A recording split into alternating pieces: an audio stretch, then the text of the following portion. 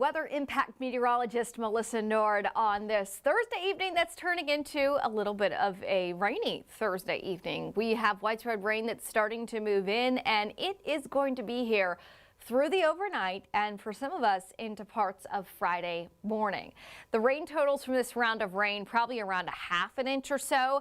And as we head towards the weekend, we're not completely done with showers over North Georgia. Some additional showers will be possible as we get into early Saturday as well. So we're going to be talking about all that. But let me get you up to speed on where the rain is falling right now at 9 o'clock. You can see here on live radar, we have this kind of widespread swath of rain in northwest Georgia. That's where it's moving in first, but it's going to encompass metro Atlanta as well as we get closer to 10 o'clock and then 11 o'clock at night. So you can see it stretches all the way from northeast Georgia back to the north and west. So that rain is coming down in Rome. The rain is coming down in Gordon County and Floyd County as well. And I'll actually pull up the camera for us to check out. I believe this is my camera with Rome, and you can see there we've got the rain coming down. And what I like looking at this camera is not just to see, okay, is it windy, which it's not in this case, but you can see in the street lights down here that the rain is coming down at a pretty good clip. In fact, I'll take the max box full for you all to see a little bit closer. You can see that rain coming down at a good clip there at the street lights. So the rain is there, and the rain is going to fill in elsewhere in North Georgia as we go through the rest of the evening hours. So let's zoom in a little bit closer. The rain's picked up in intensity. That's where we're seeing a little bit of yellow on the radar right now in Rome and Cave Springs and western Floyd County, Armuchee as well, and that's moving eastward, so in towards Adairsville and Bartow County and eventually in towards Harley west of Cartersville as well. So the rain is here. Not quite here in Atlanta though yet. We are still at the moment dry temporarily. That's not going to last too much longer. You can see the widespread rain to the west. And what's also interesting, I'm going to take this radar and pause it at now.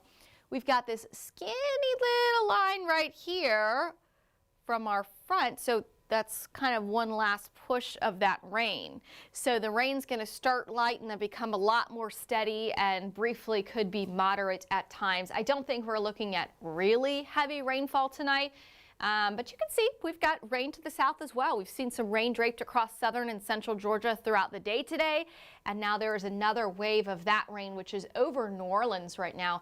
And that's going to work its way eastward in that direction. So central Georgia may actually miss out on as widespread of rain as we head through the overnight early, and then we should see the northern rain starting to really get down towards there as well. To the northern side of this thing, we've got just enough cold air in place to where there's a little changeover into some snow. We see that changeover generally north of Knoxville.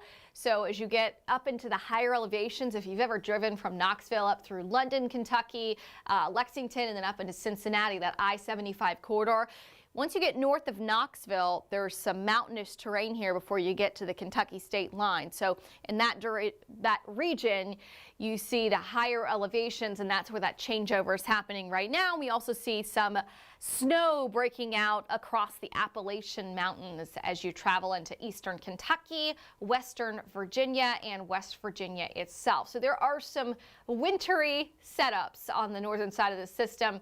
Winter weather advisories now stretch to the northern suburbs of Washington, D.C. And I'll show you the snowfall potential. This is the European model, so there's some other models out there as well, but this one's generally showing those highest elevations are going to get some snowfall amounts that'll be kind of 2, 3, 4 inches. Now, this is the European model. I'll go ahead and show you some of the other models just if you're curious, because it's fun to look at model snowfall in a way when we're not getting any of the snow, because we don't have the impacts, but it's fun to think about. So this is going to be our graph model, and this has been beefing up some of those snowfall amounts. This is a higher resolution model. So this is showing you some of those mountainous areas east of Beckley, West Virginia through Bluefield and back towards Lynchburg and Roanoke. We see some isolated pockets of 4 to 8 inches of snow. Let's check out one other weather model. So this is our in-house graph model. I'm going to show you the HRRR model, the high resolution rapid refresh. Let's see if that'll pull up for us. Actually, it's not going to like through Saturday, so we'll just go through Friday. There we go. So it also has some of those isolated snow amounts that are 4 to 8 inches. You know, as it's going up in elevation, because we have the highest elevations right in here, so it's going up in elevation. That's kind of a little extra orographic lifting working in its favor. So interesting to take a look at all those model comparisons. There is going to be some snow as well for that FIFA World Cup draw that's happening in Washington, D.C. tomorrow as well. They'll be getting some snow at that point. So forecast track closer to home. It's not snow, sorry, but it is a cold rain, and that rain has been much needed considering our ongoing drought situation. But watch the forecast track 10 o'clock tonight, so advancing an hour from now, we can see widespread rain here in Atlanta, all of our suburbs to the west, and pushing eastward out towards Athens as well. So we'll see a window overnight tonight of widespread rain, and then here's the difference today from yesterday. The back edge of that constant rainfall is probably going to wind down a little bit earlier. Does that mean you're dry? No, it just means that the constant nonstop rain will be ending a little bit earlier, but with a northeast wind, our wedge of cool air, that's going to keep some drizzle, some mist, some fog, some light spotty showers still ongoing throughout the morning commute on Friday. So will we be dealing with a constant nonstop rain by 8 in the morning? Maybe not, but it's still going to be one of those drizzly, kind of raw and chilly starts to the day. So we'll be dealing with that in the morning. For the afternoon, still cloudy. We've still got that northeast wind holding us in the 40s, and more moisture is going to try to work up from the south. I'll actually take this and zoom it out so you can see. Look, there's more moisture that's going to be working up through the I-10 corridor into southwestern Georgia, and it's going to try its darndest to get further north later in the day tomorrow. And again, it's probably going to target central and southern Georgia. So it's really overnight tonight through first thing tomorrow morning. We see the best opportunity for rain. Then as we go through this forecast track for Saturday, there's another one of those pushes of moisture working up from the south. This one may clip some of our southern counties, kind of like what happened today, but it's probably not going to get all the way north of I-20. So rain widespread tonight. Friday afternoon, slight chance to the south of a few showers. And then Saturday again, another chance that some of that rain shield could get north of Macon into some of our southern counties. By Sunday, we're looking at clouds, but only a 20% chance of a shower to round out the weekend. Here's a different model. This is the HER model, the high resolution rapid refresh model. It also shows that widespread rain moving in overnight tonight. It has a slightly later finish of the more widespread rain. You can see here 3:30, it's still pretty widespread. By 8, we're really wrapping up the rain. Still some of that patchy drizzle, the nuisance mist that'll be out there thanks to our friend the wedge and the cloud cover. And so there might also be some fog tomorrow morning. Friday afternoon has that rain clearing out. Here's that afternoon push of moisture trying to get in. And again, this also has it staying mostly Macon and Point South. And then for Saturday, it also brings that next wave up about to Eatonton, LaGrange, Thomaston or so, just north of Macon, not quite to the I-20 corridor. So these are all things that we're watching very closely, but we can say with confidence that probably the wettest part of the next few days for the weekend is actually going to be happening tonight. As we get into tomorrow, gradually throughout the morning, the widespread rain tapers off, and then it's just nuisance drizzle, and we should be looking drier tomorrow afternoon. And then Saturday, that rain chance down to 30%, and then 20% for Sunday and Monday. So a little damp out there, but not a soaker of a forecast for the weekend. Now, what's coming in this evening and overnight through tomorrow morning is about a ½ inch of rain. Some of us will get a little bit less than that. A few of us could see more. This is not a full inch, though. I think this is right around a ½ inch, and I think it is persistent, but it's not going to be too heavy in nature through the overnight. It's light to at times moderate rain. It's coming in over many different hours, nonstop, but it's not coming down in a huge deluge. So rainfall generally a half an inch or so here in the metro. This is taking it out through the weekend, and what you can see is here across central and southern Georgia, we still have some of those better rainfall amounts. That's because Saturday, and again Friday afternoon and Saturday, and even into maybe Sunday, there's more waves of moisture working across that South Georgia kind of region, which is really good. I mean, you see these amounts here. This is potentially maybe 3 or so inches of rain in southwestern Georgia. That's really needed. They have a D4 exceptional drought for the 3rd week in a row in southwest Georgia. It's been really bad this fall for agriculture. The peanut crop significantly suffered. Farmers who have livestock, the fields, the pastures ran dry, and they had to start feeding that winter hay earlier, and that's a cost hit for them. You know, if they've got to feed them the winter hay earlier, well, then they don't have as much winter hay for the winter itself. And with the drought getting really, excessive, even if it weren't that cold, no new grass is going to form with how dry it's been. So they've got an exceptional drought ongoing. This is the latest drought monitor released today. And also, we think about the wildfire season. Here in Georgia, we get into the fall and winter months, especially the fall with these fronts, these dry fronts that pass through. At least that's what we had through about mid-November, and really exacerbated the wildfire conditions as well. So that's new today, is that for the 3rd week in a row, we've got that level D4 exceptional drought there. But in North Georgia, we've had a different story. In the last 10 days in Atlanta, we've picked up 2.62 inches of rainfall. That's been good, and it's coming on the heels of a little more rain the back half of November as well. So we've actually seen, finally, after 6 weeks in a row, this 7th week, coming out, the level D3 extreme drought, which is in the red color, was finally removed from the south side of the metro. This is our latest drought monitor showing you we still have some of that orange level 2 severe drought, but this is 1 week ago versus now. We see a pretty good improvement overall across North Georgia, and I could actually take this drought monitor out even further. This is just looking at last week versus this week. I want to show you, see if I can get a few weeks ago. Oh, you know what?